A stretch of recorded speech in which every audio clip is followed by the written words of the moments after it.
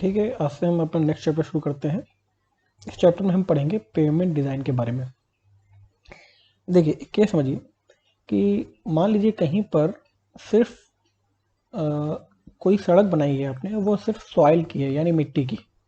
ठीक है, इस मिट्टी वाली सड़क पे जब कोई हैवी व्हीकल जैसे कि कोई ट्रक वगैरह पास करेगा तो क्या होगा कि ये जो टायर जहाँ पर लाई कर रहे हैं सॉइल में, वहाँ पर कुछ दिनों बाद देखेंगे कि इस तरह करके डिप्रेशन आ गया है। तो यानी अगर इस तरह के हैवी व्हीकल उस सॉइल वाली सड़क पे पास करते हैं तो जो हमने रोड बनाई होती है वो डिप्रेस हो जाती है और ख़राब हो जाती है। ऐसा इसलिए होता है क्योंकि जो सॉइल है इसकी बियरिंग कैपेसिटी यानी लोड लेने की क्षमता कम रहती है। तो अब अगर हमको हैवी व्हीकल पास कराने हैं किसी पैथवे से तो हमारा पर्पज़ रहता है कि इस तरह की सॉइल में कुछ लेयर्स ऊपर बिछा दें जो सफिशिएंटली स्ट्रांग हो। तो हम क्या करते हैं कि जैसे कोई सॉइल होगी तो उसके ऊपर हम कुछ अच्छी क्वालिटी का मटेरियल इसके ऊपर एज ए लेयर के रूप में बिछा देते हैं।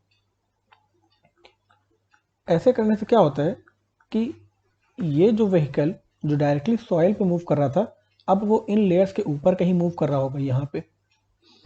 और जब इस तरह के हम लेयर बिछा देते हैं तो क्या होता है कि अब लोड का डिस्पर्शन नीचे तक इस तरह होता है। आपने सॉइल मैकेनिक्स पढ़ा होगा कि जब भी किसी लेयर्स के ऊपर हम लोड लगाते हैं पी, तो नीचे के लेयर्स में उसका डिस्पर्शन ऐसे ट्रेपेजॉइडल शेप में होता है। मोस्टली ये एंगल 45 डिग्री रहता है, लेकिन कोई भी एंगल हो सकता है। तो हो क्या रहा है कि जब हमने सॉइल के ऊपर कुछ लेयर्स बिछाई तो यही लोड नीचे तक आते आते सॉइल तक आते आते डिस्पर्स हो गया। अब इसका मतलब क्या है कि जो लोड, सपोज ये हमारी सॉइल थी, जो लोड पहले इतने एरिया में लग रहा था पी फोर्स का, वो अब लेयर होने की वजह से इतने ज़्यादा एरिया में लगना शुरू हो गया। इसका मतलब पहले जो प्रेशर था हमारा पी अपॉन स्मॉल एरिया था, अब हमारा पी अपॉन बड़ा एरिया हो गया। तो पहले जो हम केवल सॉइल पर जब गाड़ी चल रही थी तब प्रेशर काफ़ी स्ट्रांग था क्योंकि एरिया कम था, और अब क्योंकि हमने एरिया नीचे तक लाते लाते लोड को बड़ा कर दिया जिसकी वजह से अब प्रेशर हमारा कम हो गया। प्रेशर कम करके हमने क्या किया कि इस प्रेशर को यानी सॉइल पे होने वाले अप्लाइड प्रेशर को हमने बियरिंग कैपेसिटी से नीचे ले आए, ताकि अब ये जो सॉइल की बियरिंग कैपेसिटी है वो हाई हो जाएगी और सॉइल इस तरह के लोड को बियर करने के लिए सफिशिएंटली स्ट्रांग बन जाएगा। तो पेमेंट इन लेयर्स को ही हम कहते हैं। तो क्या है पेमेंट डिज़ाइन में हम क्या पढ़ते हैं? A highway pavement is a structure consisting of superimpose layers of processed materials above the natural soil subgrade whose primary function is to distribute the applied vehicle loads to the subgrade। तो payment का function क्या है कि जो भी हमारे vehicles आ रहे हैं उनके द्वारा जितना भी लोड लग रहा है उसको हम डिस्ट्रीब्यूट कर दें हमारी नेचुरल सॉइल तक। डिस्ट्रीब्यूट करके हम एरिया बड़ा बनाएंगे और उस पर लगने वाला प्रेशर हम कम कर देंगे। The ultimate aim is to ensure that the transmitted stress due to vehicle load are sufficiently reduced so that they will not exceed the bearing capacity of the soil subgrade। समझ में आता है?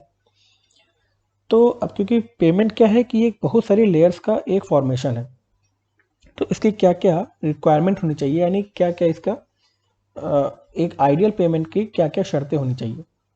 तो सबसे पहले तो ये सफिशिएंटली थिक हो, sufficient thickness to distribute the wheel load stress to a safe value on subgrade soil, यानी सफिशिएंट थिक होना चाहिए।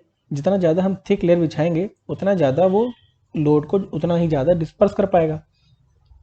Structurally strong to withstand all types of stresses imposed upon it, यानी जो हमने लेयर बिछाई है ऊपर सॉइल के वो कम से कम इतनी सफिशिएंटली स्ट्रॉन्ग हो कि लोड के लगने पर वो ना टूटे, क्योंकि अगर यही टूट जाएगी तो हमारा पेमेंट फेल हो जाएगा। Adequate coefficient of friction to prevent skidding of vehicle, यानी जो हमारी लेयर्स हैं इनके सबसे ऊपर वाली लेयर पे इतना स्किड फ्रिक्शन जनरेट कर सके ताकि हमारे व्हीकल मूव कर पाए। हमको पता है कि पेमेंट में सफिशिएंट फ्रिक्शन होना ज़रूरी है, क्योंकि जब भी ब्रेक मारे तो गाड़ी रुक सके, या गाड़ी को स्टार्ट होने के लिए फ्रिक्शन अगर सड़क पे नहीं होगा तो गाड़ी स्टार्ट या आगे नहीं बढ़ पाएगी। Smooth surface to provide comfort for road users even at a high speed, यानी अगर कहीं पर भी हमने पेमेंट ऐसे बिछाया है जो अनइवन रहा तो हम कंफर्टेबल फील नहीं कर पाएंगे गाड़ी चलाते समय। Produce least noise from moving vehicle, अगर अनड्यूलेटेड सड़क रहेगी तो क्या होगा कि बहुत सारी नॉइज आएगी, तो अगर स्मूथ सड़क हम बनाएंगे तो नॉइस पोल्यूशन हमारा कम हो जाएगा। Dust proof surface so that traffic safety is not impaired by reducing visibility, यानी पेमेंट की जो लेयर्स हैं वो ऐसी होनी चाहिए कि टॉप लेयर जो भी हो वो डस्ट को कंटेन ना करे। इसलिए हम जब टॉप की लेयर बनाते हैं तो वो हम कभी बिटुमिन की बनाते हैं या कंक्रीट की बनाते हैं। हम उसको स्टोन एग्रीगेट या सॉइल की इस तरह की या सैंड की टॉप लेयर नहीं बनाते, क्योंकि जब क्या होगा, जब गाड़ी चलेगी तो अगर हमने टॉप लेयर में इस तरह के मिट्टी वाले या नेचुरल अर्थ मटेरियल्स यूज़ कर लेंगे तो सॉइल के पार्टिकल्स उड़ेंगे और हमारी विजिबिलिटी को इफेक्ट डालेगा। तो इसलिए डस्ट प्रूफ सरफेस होना चाहिए हमारे पेमेंट का। Impervious surface so that the subgrade soil is well protected and long design life with low maintenance cost, यानी जो हमारा टॉप सरफेस होना चाहिए वो इम्परवियस होना चाहिए, क्योंकि अगर वो इम्परवियस नहीं होगा तो ऊपर के सरफेस में जो भी पानी आएगा वो नीचे के हमारी सॉइल के सबग्रेड तक पहुंच जाएगा, और जैसे ही सॉइल के सबग्रेड में पानी आता है सॉइल की बियरिंग कैपेसिटी बहुत कम हो जाती है। तो हमको प्रोटेक्ट करना ही अपने सॉइल सबग्रेड को आने वाले पानी से, इसलिए हमारा जो पेमेंट की लेयर्स हैं वो सफिशिएंटली इम्परवियस होना चाहिए, और हम पेमेंट की डिज़ाइन लाइफ भी काफ़ी लंबी होनी चाहिए और मेंटेनेंस कॉस्ट कम होना चाहिए। खैर ये कुछ रिक्वायरमेंट्स है कि हमारा पेमेंट की जो लेयर्स हैं वो कैसी होनी चाहिए। अब बात करते हैं टाइप्स ऑफ पेमेंट की। तो अब ये जो लेयर्स बिछाए हैं ये दो तरह की पेमेंट की लेयर हो सकती हैं। पहला फ्लेक्सिबल और दूसरा rigid, based on structural performance of pavements. ठीक है, अब फ्लेक्सिबल पेमेंट क्या होता है? Flexible pavements will transmit wheel load stress to the lower layers by grain to grain transfer through the points of contact in granular structure. क्या कह रहा है कि जब हम फ्लेक्सिबल पेमेंट बिछाते हैं तो फ्लेक्सिबल पेमेंट में जो ट्रांसफर ऑफ लोड होगा वो ग्रेन टू ग्रेन ट्रांसफर होगा। कैसे? जैसे अगर आप ये फिगर देखें, ये इस फिगर में हम देख रहे हैं कि हमारा व्हील लोड भी लग रहा होगा, ये हमारा एक टायर है, और ये जितना भी प्रेशर आ रहा है, जितने भी ग्रेन्स हैं यहाँ पर, ये ग्रेनुलर स्ट्रक्चर है, वो ग्रेन्स क्या कर रहे हैं कि एक पॉइंट ऑफ कॉन्टैक्ट के थ्रू इस प्रेशर को नीचे वाले लेयर से ट्रांसफर कर रहे हैं। ये देखिए ऐसे और ये ऐसे।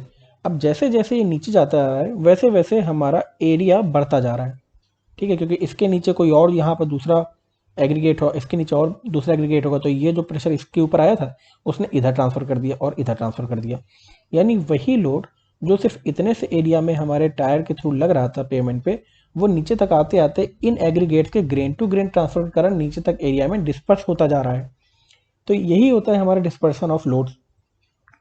तो जब भी हम फ्लेक्सिबल पेमेंट बिछाते हैं तो फ्लेक्सिबल पेमेंट का मतलब क्या है कि पेमेंट में ये जो भी लोड का ट्रांसफर हो रहा है वो grain to grain contact forces के कारण ट्रांसफर हो रहा है।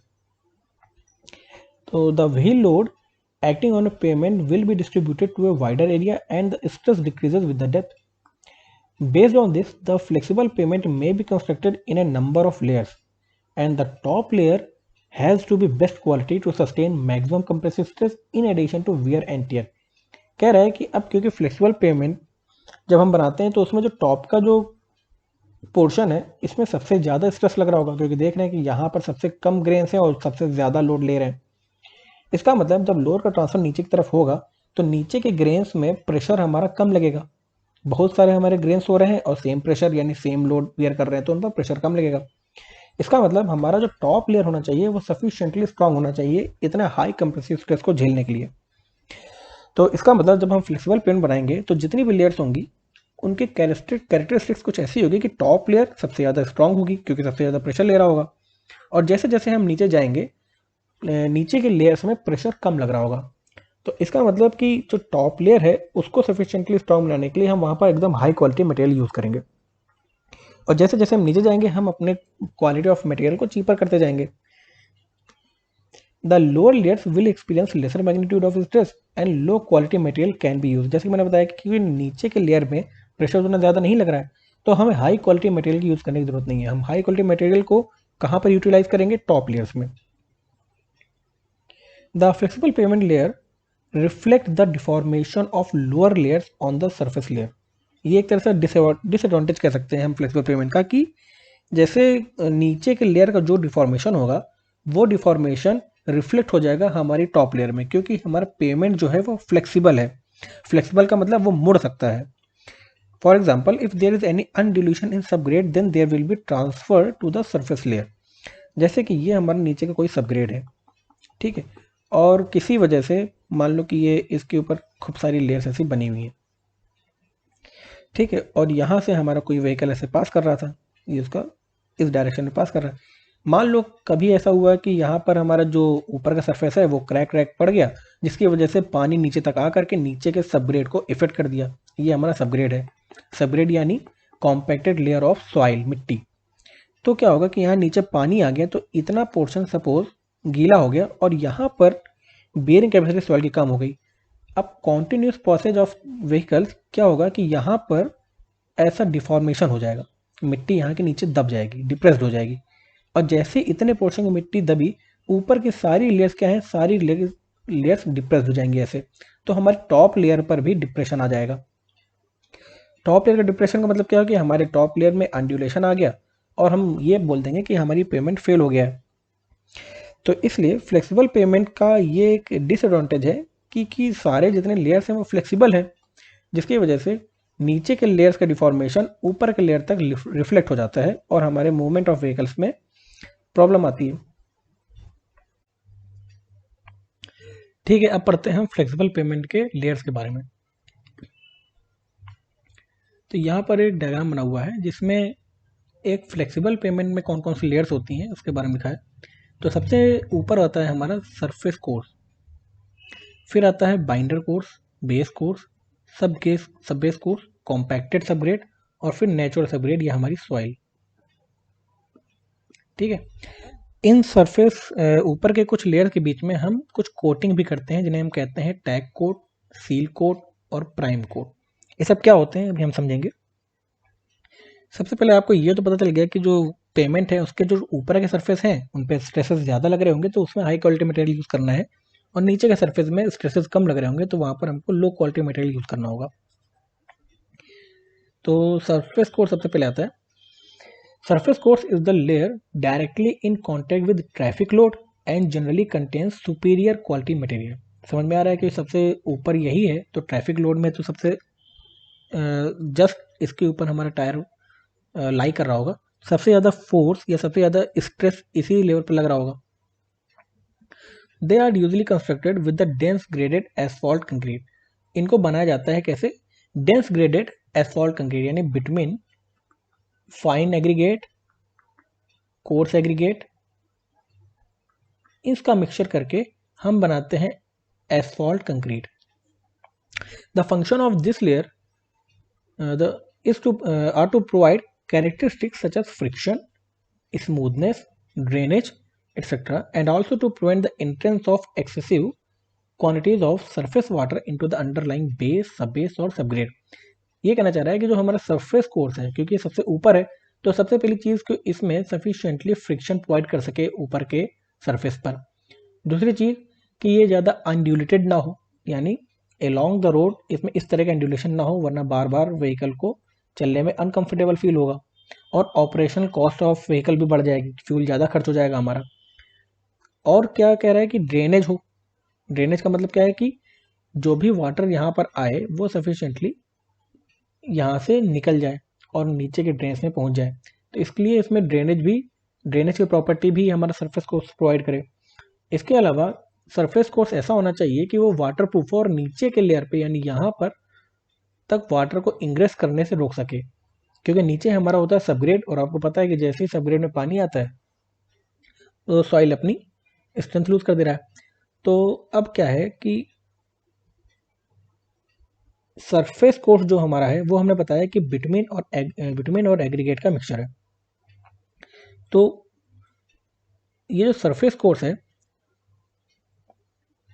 उसकी रिक्वायरमेंट सपोज कुछ इतनी थिक थी, तो हमने क्या किया कि जैसे कभी गांव में रोड बनानी है, कोई विलेज रोड बनानी है या अदर डिस्ट्रिक्ट रोड बनानी है जहाँ पर हैवी व्हीकल नहीं चलते, वहाँ पर हम सिर्फ सरफेस कोर्स ही देते हैं, और सरफेस कोर्स के जस्ट नीचे हम बेस कोर्स, सब बेस कोर्स और कॉम्पैक्टेड सबग्रेड बिछा देते हैं। लेकिन जब कभी हैवी व्हीकल वाली रोड बनानी है जैसे कि एक्सप्रेस वे, नेशनल हाईवे या स्टेट हाईवे, तो वहाँ पर क्या होता है कि इस बिटुमिन के एसफॉल्ट कंक्रीट की रिक्वायरमेंट काफ़ी ज़्यादा होती है।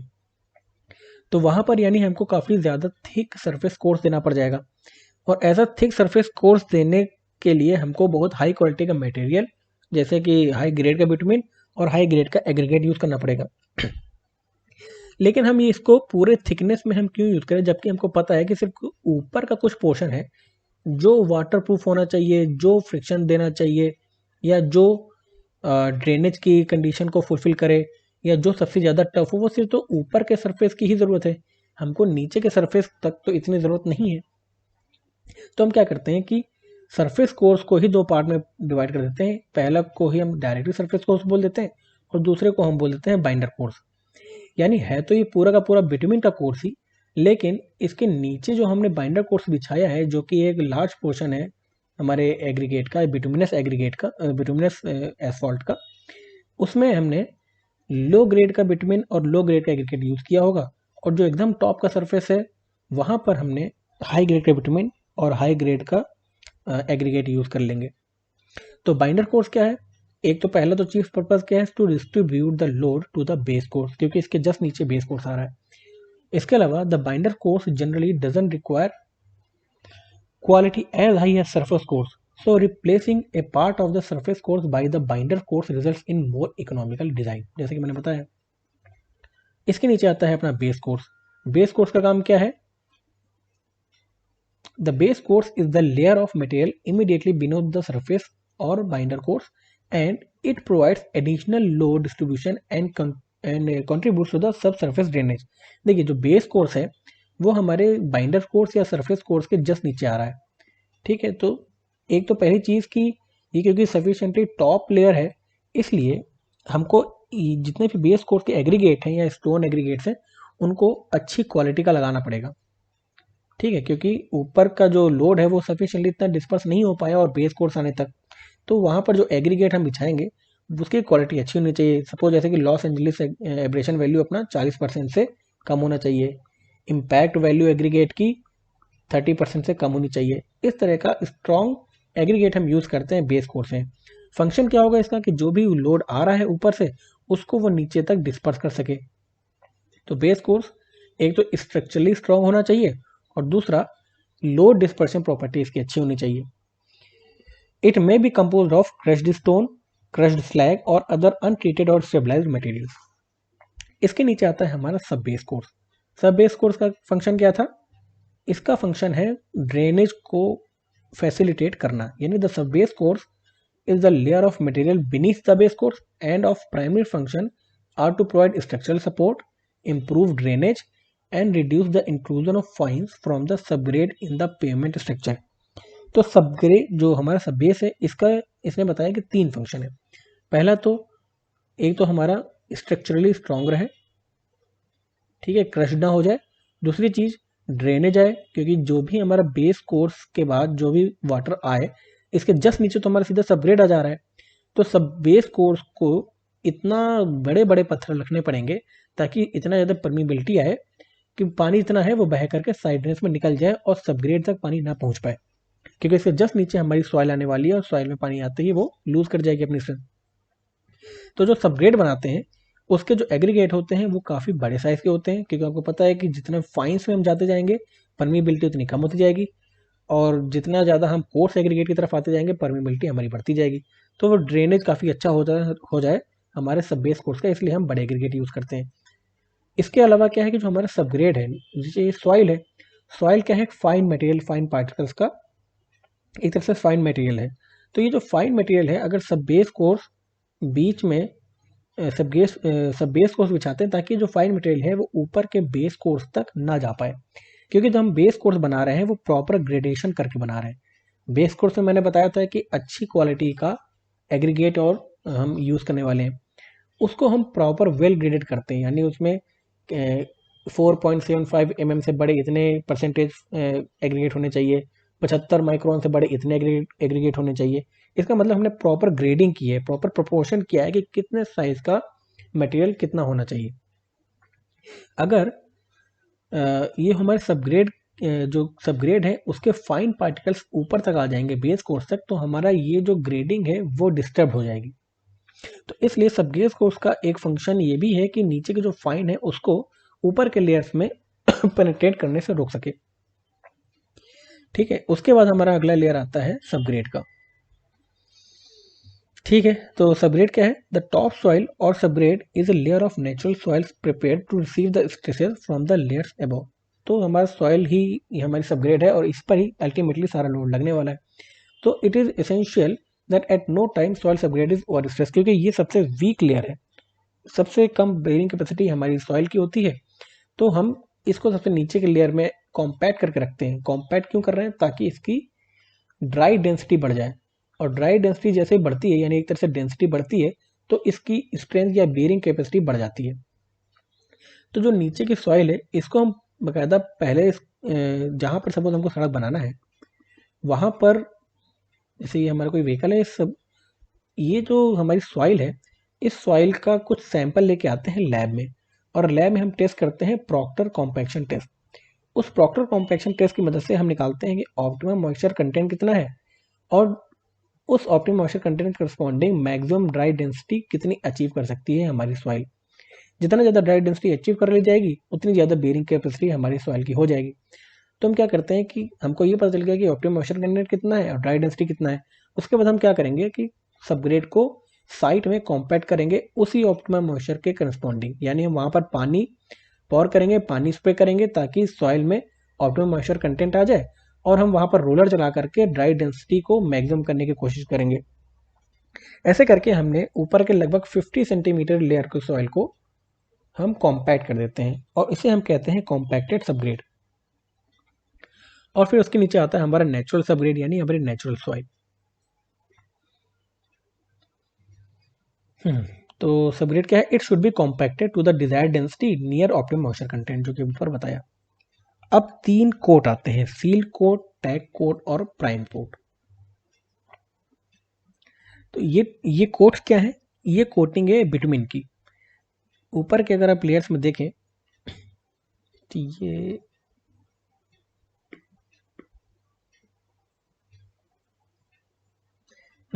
यहाँ पर जो हमारे 3 कोट हैं, सबसे ऊपर आता है सील कोट। सील कोट का पर्पस क्या है?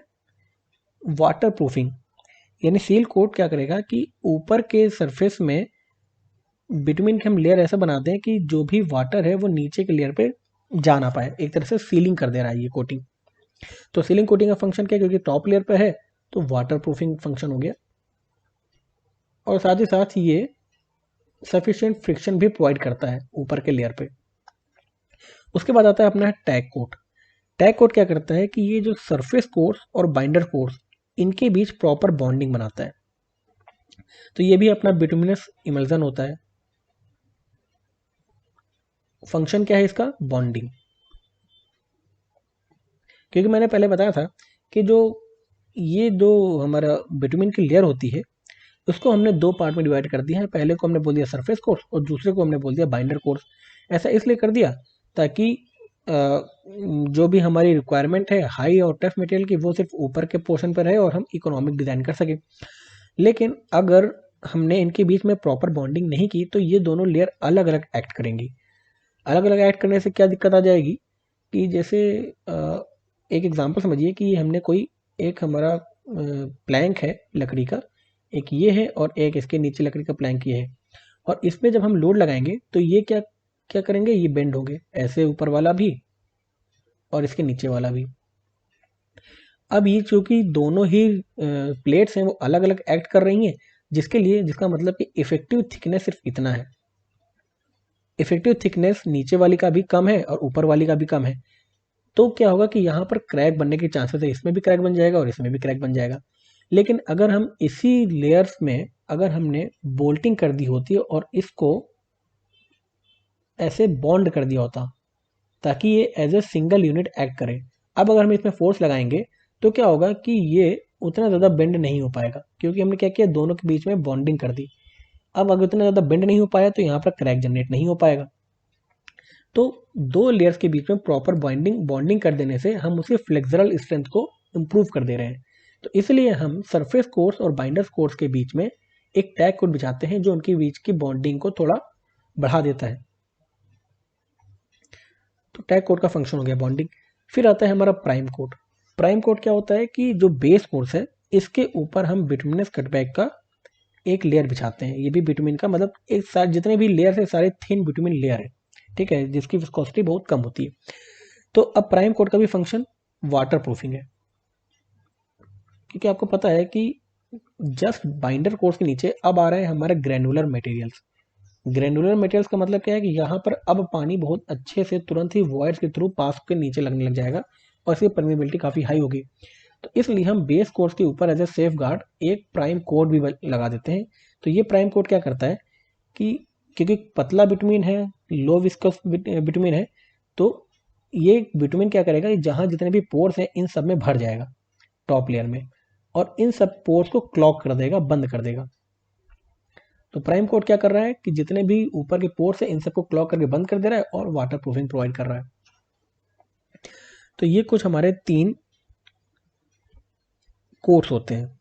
Seal coat is a thin surface treatment used to waterproof the surface and to provide skid resistance, ठीक है। Tack coat provides proper bonding between two layers of binder coats and must be thin, uniformly cover the entire surface and set very fast. Prime coat is an application of low viscous cutback bitumen to an absorbent surface like granular base on which the binder layer is placed, provides bonding between two layers, and prime coat penetrates into the layer below, plugs the void and forms a watertight surface. तो ये हम कुछ 3 coat करते हैं। अच्छा, ये layer हो गए हमारे फ्लेक्सिबल पेमेंट के। तो हम कब बोलेंगे कि हमारा फ्लेक्सिबल पेमेंट फेल हो रहा है, फेलियर क्राइटेरिया क्या है हमारे फ्लेक्सिबल पेमेंट का। तो देखो, फ्लेक्सिबल पेमेंट हम बोलते हैं कि तब फेल हो गया अगर उसमें हमारी फटीग क्रैकिंग आ गई, रटिंग आ गई, या थर्मल क्रैकिंग की वजह से वो फेल हो गया। फटीग क्रैकिंग का मतलब क्या है कि पहले समझिए कि फटीग क्या होता है। जैसे आपने स्ट्रेंथ ऑफ मटेरियल्स में पढ़ा होगा कि कोई हमारा एक स्टील बार है और इसको हम यूटीएम में टेस्ट करते हैं और ऊपर और नीचे एक लोड लगाते हैं पी का, और हम देखते हैं कि कितना लोड पे ये हमारा फेल हो जा रहा है स्टील बार, और वो हम बोल देते हैं उसकी स्ट्रेंथ। यानी सपोज अगर 200 MPa पे ये बार टूट गया तो हम बोलते हैं कि 250 MPa इसकी स्ट्रेंथ हो गई। अब ऐसी भी कंडीशन आती है कि अगर ये जो बार है इसमें हम पी लगाएं सिर्फ 150 MPa का, लेकिन ये 150 MPa हम ऐसे लगा रहे हैं कि पहले हमने लोड लगाया टेंशन और उसके बाद फिर रिलीज कर दिया, फिर 150 MPa लगाया फिर रिलीज कर दिया, फिर 150 MPa लगाया फिर रिलीज कर दिया। ऐसा हम अगर करते रहेंगे तो एक पर्टिकुलर नंबर ऑफ टाइम्स के बाद ये बार फेल हो जाएगा। इस फिनोमेनन को कहते हैं फटीग।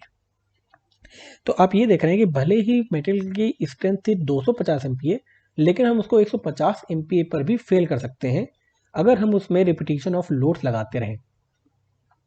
तो जो हमारा फ्लेक्सिबल पेमेंट होता है, फ्लेक्सिबल पेमेंट फेल होता है इस फटीग के कारण, क्योंकि उस फ्लेक्सिबल पेमेंट पे कंटिन्यूसली लोड्स एक्ट कर रहे होंगे, गाड़ियाँ चल रही हैं, रिपीटिशन ऑफ गाड़ियों के चलने के कारण उस पर लोड्स रिपीटेटिव लगता है, और नीचे के जो हमारा सपोज ये हमारे बिटुमिन का लेयर थी, तो इस बिटुमिन के लेयर में गाड़ी के चलने की वजह से नीचे के पोर्शन पे क्रैक जनरेट हो गया, क्योंकि बार बार जो नीचे के लेयर के इसमें टेंशन आ रहा है और फिर रिलैक्सेशन आ रहा है जैसे गाड़ी आगे पास कर जाती है, फिर नेक्स्ट गाड़ी आई तो फिर से इसमें टेंशन आया और गाड़ी पास करते ही फिर रिलैक्स हो गया।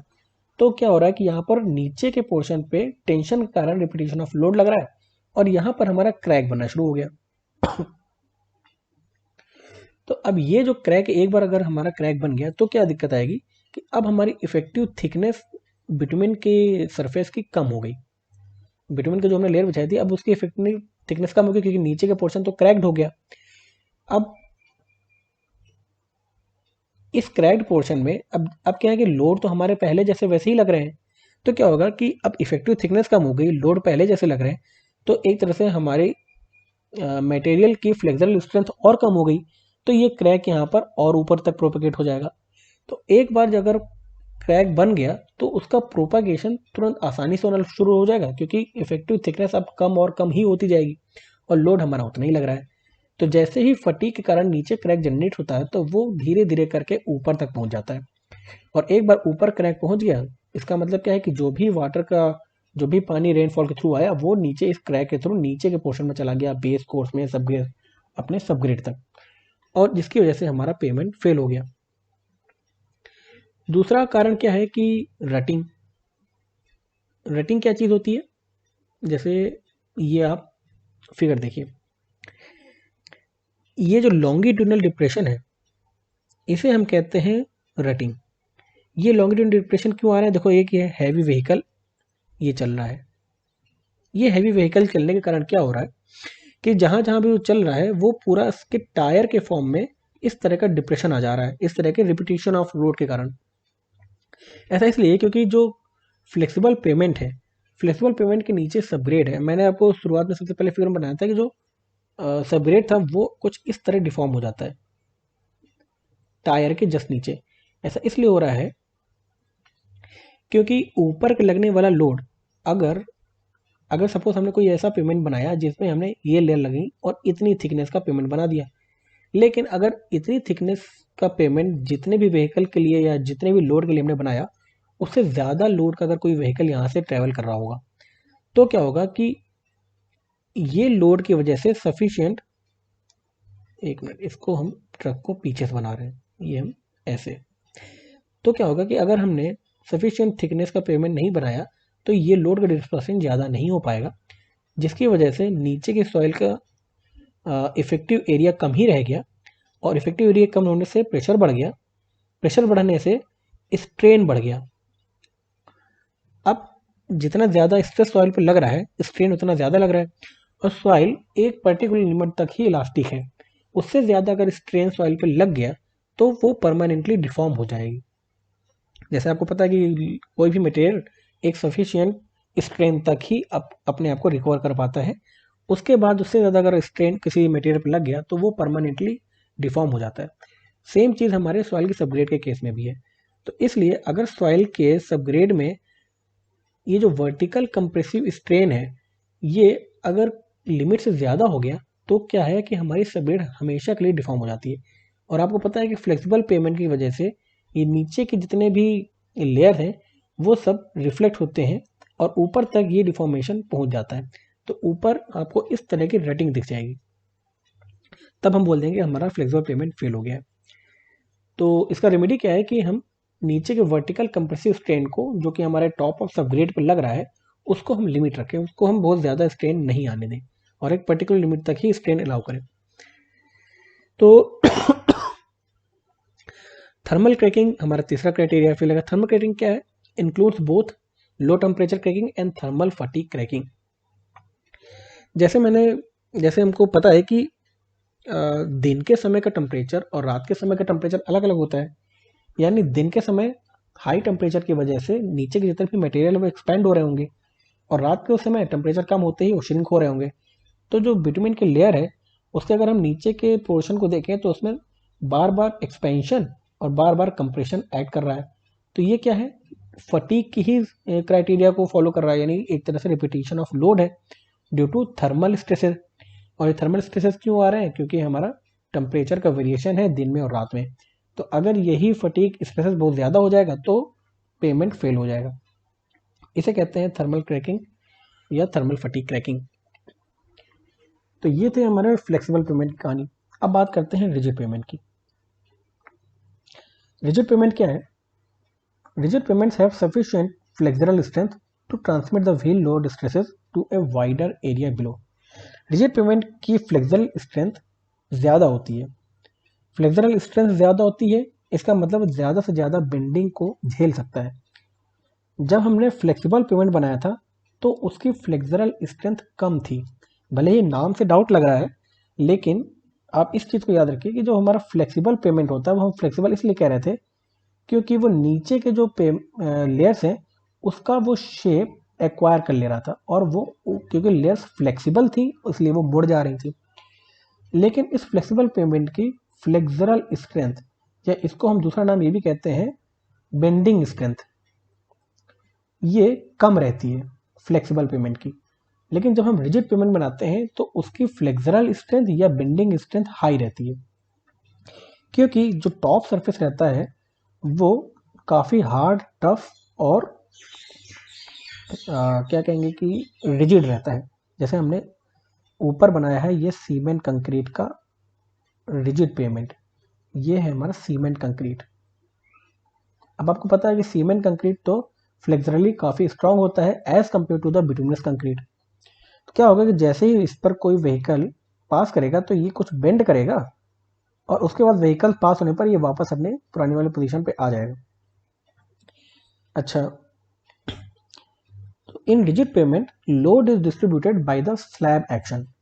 स्लैब एक्शन क्या चीज़ है? जैसे आप मान लीजिए कि ये मैंने 1 मीटर बाय 1 मीटर का एक लकड़ी का प्लैंक बनाया है, ठीक है, और ये लकड़ी का प्लैंक है 1 मीटर क्रॉस 1 मीटर का, और इसमें मैंने कहा है कि आप खड़े हो जाइए इसमें। तो ये कुछ आपके शूज़ हैं, आपका कुछ वेट होगा, और इस लकड़ी के प्लैंक को मैंने रखा है एक किसी गीली मिट्टी में या सॉइल में, ठीक है, एक तरह से मड में। तो क्या होगा कि जब आप इस प्लैंक में खड़े होंगे तो आपका वेट ये पूरा जो प्लैंक है इसके एरिया में डिस्पर्स हो जाएगा, और जो भी सॉइल में लोड लगेगा वो लगेगा लोड यहाँ पर जो आपका वेट है डिवाइडेड बाय ये पूरा क्रॉस सेक्शन एरिया ए, जो कि एक काफ़ी लार्ज एरिया है। तो ये प्रेशर कहाँ लग रहा है? सॉइल में। अभी अगर मैं ये कह दूं कि ये जो अपने 1 मीटर क्रॉस 1 मीटर का प्लैंक था वो लकड़ी का ना हो करके रबर का हो, तो क्या होगा कि जहां पर आप खड़े हैं वहीं पर डिप्रेशन आ जाएगा, क्योंकि रबर क्या है कि उस पोजीशन पर दब गई। तो जो नीचे की सॉइल है, नीचे की सॉइल में भी इतने ही एरिया में डिप्रेशन आ गया, क्योंकि जो भी टोटल फोर्स लग रहा है वो अब सिर्फ इतने एरिया में लग रहा है। एरिया हमारा छोटा हो गया तो प्रेशर हमारा हाई हो जाएगा, और सॉइल हमारे बेरिंग कैपेसिटी से ज़्यादा लोड झेल रही होगी और वो वहाँ पर डिप्रेशन क्रिएट हो जाएगा। तो एक तरह से जो रिजिड पेमेंट क्या है वो हमारी ये लकड़ी का प्लैंक है, और फ्लेक्सिबल पेमेंट क्या है वो हमारी ये रबर की सरफेस है। तो रिजिड पेमेंट में स्लैब एक्शन के कारण क्या हो रहा है कि लोड पूरा पूरा स्लैब एरिया में डिस्पर्स हो जा रहा है, जिसकी वजह से प्रेशर काफ़ी कम हो जाता है। Compared to the flexible payment, rigid payment are placed either directly or on the prepared subgrade or on a single layer of granular or stabilized material. अब क्योंकि हमको पता है कि रिजिड पेमेंट या सीमेंट कंक्रीट पेमेंट बनाने पर हमने एरिया काफ़ी ज़्यादा कर दिया, तो चाहे तो ये जो रिजिड पेमेंट है उसको डायरेक्टली हम सबग्रेड के ऊपर रख सकते हैं। जैसे ये हमारा सबग्रेड है और इसके जस्ट ऊपर हमने सीमेंट कंक्रीट पेमेंट रख दिया। दूसरा केस ये हो सकता है कि हमारा सबग्रेड है और इसके ऊपर हमने कुछ ग्रेनुलर मटेरियल बिछा दिए और इसके ऊपर हमने अपना सीमेंट कंक्रीट पेमेंट रख दिया। अगर हमारा सीमेंट कंक्रीट पेमेंट जो हमने ऊपर रखा है उसका एरिया काफ़ी ज़्यादा होगा तो हम डायरेक्टली उसको सबग्रेड के ऊपर रख सकते हैं, और अगर सीमेंट कंक्रीट पेमेंट का जो एरिया है वो कम है तो हम उसको चाहेंगे कि थोड़ा सा ये डिस्पर्स हो जाए इसका इफेक्ट, तब हम उसको थोड़ा ग्रेनुलर मटेरियल के ऊपर रखेंगे और डायरेक्टली सबग्रेड के ऊपर नहीं रखेंगे। अब क्योंकि हमारा सीमेंट कंक्रीट पेमेंट और सबग्रेड के बीच में एक ही लेयर है तो आप चाहो तो इसको आप बेस कोर्स बोल दो और चाहे तो आप इसको सब बेस कोर्स बोल दो, क्योंकि फंक्शन दोनों का इस केस में सेम ही है, ड्रेनेज और load dispersion. Since there is only one layer of material between concrete and the subgrade, this layer can be called as a base or sub-base course. अच्छा, ये रिजिड पेमेंट का fail criteria क्या क्या हम बोलेंगे कि rigid payment हमारा fail हो गया, तो देखो fatigue cracking has been considered as a major criteria for rigid pavement design. Same case कि बार बार लोड पास हो रहे हैं, बार बार ये हमारा जो रिजिड पेमेंट है वो बेंड हो जा रहा है थोड़ा थोड़ा, और अगर हमारे लोड काफ़ी ज़्यादा नंबर ऑफ रिपीटेशन हो जाएंगे तो नीचे के पोर्शन पे क्रैक आ जाएगा जो ऊपर तक प्रोपेगेट हो जाएगा और पूरा का पूरा सीमेंट कंक्रीट पेमेंट क्रैक्ड हो जाएगा। Apart from that mud pumping is identified as an important failure criterion. Mud pumping क्या है कि जैसे ये सब ग्रेड है और इसके ऊपर ये हमारा सीमेंट कंक्रीट पेमेंट है और इस तरह के कई सारे स्लैब्स होंगे क्योंकि व्हीकल कुछ ऐसे पास करेगा इधर से, और इन सारे पेमेंट्स को हम स्टील बार्स के थ्रू ऐड करते हैं या जोड़ देते हैं। तो क्या है कि जब ये व्हीकल से पास होगा तो यहाँ पर कहीं ये डिप्रेशन देगा यहाँ पर ऐसे, और जो नीचे की सॉइल है अगर इसमें पानी वगैरह है तो क्या होगा कि ये पानी पंप होकर के ऊपर के सरफेस पे निकल आएगा। इसे हम कहते हैं मड पंपिंग। मड क्या है? कीचड़, यानी सॉइल और पानी का मिक्सचर।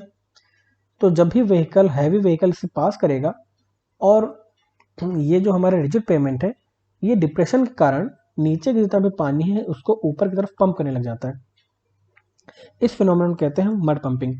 अब ये तो या तो इस ज्वाइंट के थ्रू पंप होने लग जाएगा, या तो जो क्रैक फॉर्म्ड हुआ, इस क्रैक फॉर्मेशन के बीच से हमारा सॉइल और पानी का मिक्सचर ऊपर आ गया, तो ऊपर के सरफेस में पूरा पूरा मड आ जाएगा। और जैसे जैसे ये mud pumping repetition of load के कारण ज़्यादा होता जाएगा, नीचे की पूरी सॉइल हमारी वैकेंट हो जाएगी, खोखली होती जाएगी, और हमारा सबग्रेड फेल हो जाएगा। तो ये क्राइटेरिया होता है हमारा रिजिड पेमेंट के फेलियर का। तो pumping is the ejection of soil slurry through the joints and cracks of cement concrete pavement caused during downward movement of slab under heavy wheel load। तो ये हमारे रिजिड पेमेंट के failure criteria हो गए। ठीक है, तो इस लेक्चर में बस हम इतना ही पढ़ेंगे।